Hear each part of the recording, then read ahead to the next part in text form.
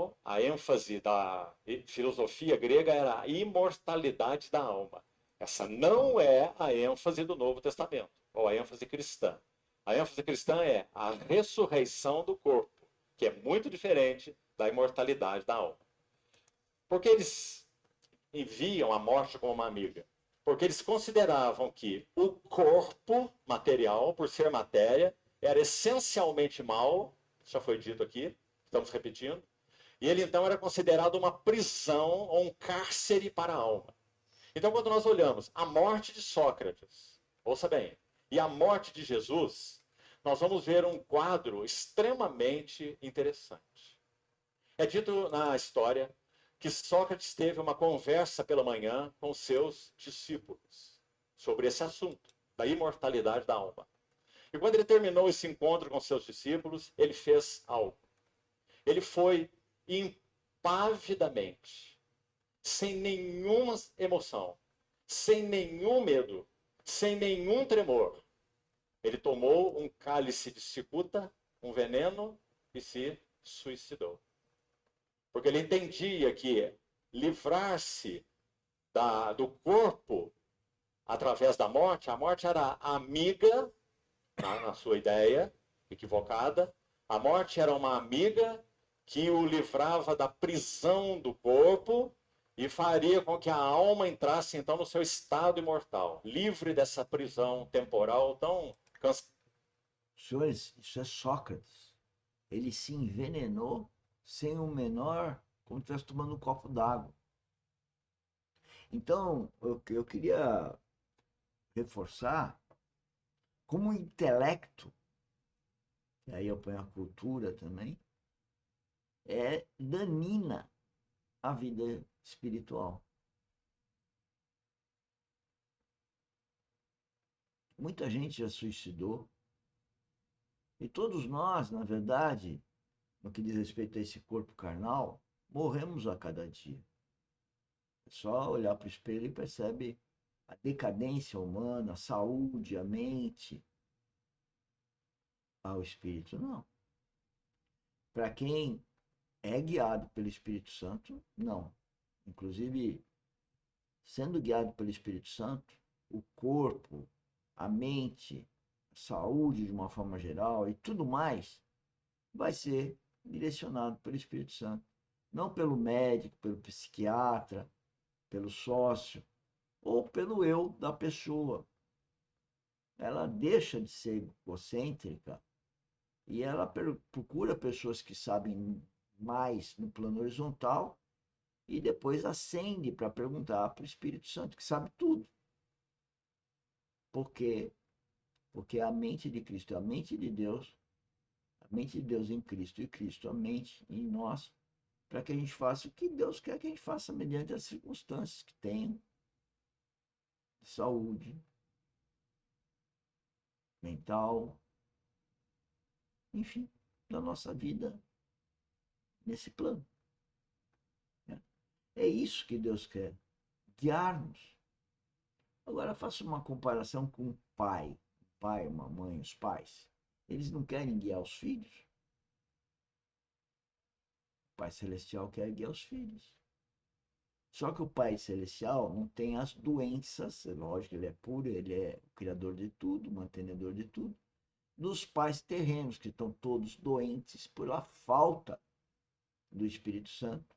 E mesmo com o Espírito Santo, eles são carnais, portanto, eles são filhos de Adão e Eva que pecaram e que feriram toda a raça humana. Cansativo e angustiante. É claro que esse foi um laço do inimigo na vida dele e de tantos outros que entenderam assim, dos seus discípulos, inclusive. Platão teve a mesma ideia, convicção. Mas é interessante que Sócrates disse assim, ele era, intelectualmente falando, ele era um gênio. Ele disse assim, eu não posso provar matematicamente que essa minha convicção está correta, mas vale o risco. Então, quando ele foi diante da morte, essa foi a serenidade com que ele enfrentou a morte, porque entendia, assim, a questão de corpo e alma. Agora, vamos ver a morte de Jesus. Se por causa desse falso entendimento, essa falsa filosofia, ele foi assim diante da morte, Sócrates, com toda essa serenidade, como nós falamos, e assim é o registro, como se tomasse um copo de água, com toda a tranquilidade. Mas, meus amados irmãos, quando nós contemplamos, como buscamos fazer no primeiro dia, a morte do Senhor Jesus, o que nós vemos? Vamos tomar uma narrativa apenas, Getsemane. A minha alma está profundamente angustiada até a morte. Pai, se possível for, passe de mim esse cálice. Que cálice é esse? A cruz. E o que implicava a cruz? O que implicaria a cruz? A morte. O que é morte? Alienação. Daquele que é a fonte da vida. Separação. Como nosso Senhor poderia ir em direção à morte de outra maneira? Não sei se vocês entenderam, porque esses vídeos a gente tem que, assim como a Bíblia, ler, reler inúmeras vezes, porque cada minuto tem, ou pode ter para cada um de nós, em diferentes momentos da nossa vida, revelações diferentes. E essa história da morte, ele falou que morte é uma separação. Separação de quem? De Deus. Por isso que no Éden, quando Adão e Eva desobedeceram a Deus, eles pecaram. Eles cortaram com Deus. Eles desligaram de Deus. E por isso que a raça humana, então, ela nasce carnal, decadente. Isso foi dito nos primeiros livros da Bíblia. Vem Jesus Cristo para ressuscitar, para morrer para esse mundo que jaz no maligno, para compreender que nós temos um corpo decadente, que vai voltar a ser pó, mas Jesus Cristo nos permite iniciar uma vida espiritual, vivificando o nosso espírito, que tinha sido desligado no Éden, em termos de raça. Então nasce um novo homem.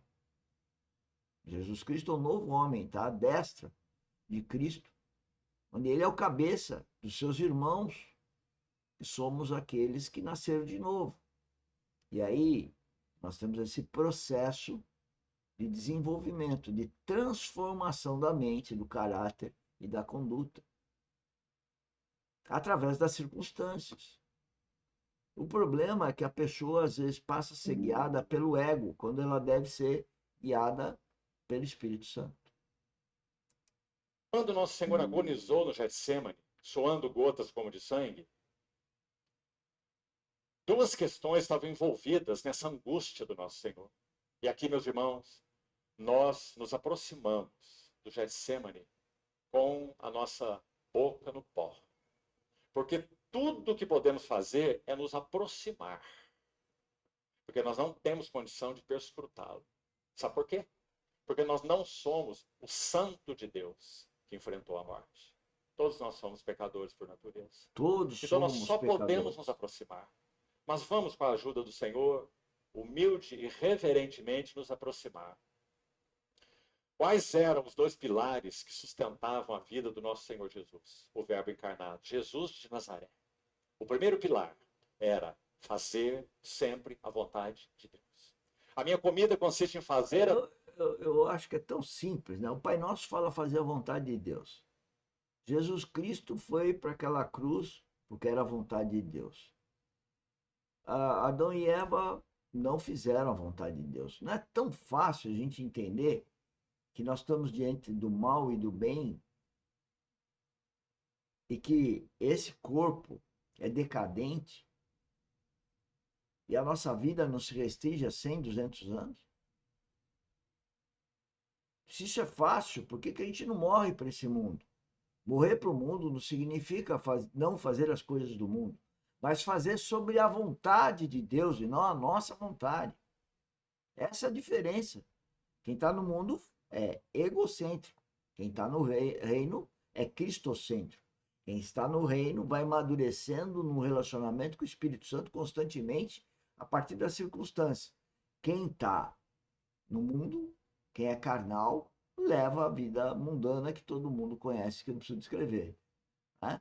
Agora, quem está no reino acaba tendo um estilo de vida totalmente diferente e é rejeitado por quem está no mundo. A tua vontade e realizar a tua obra.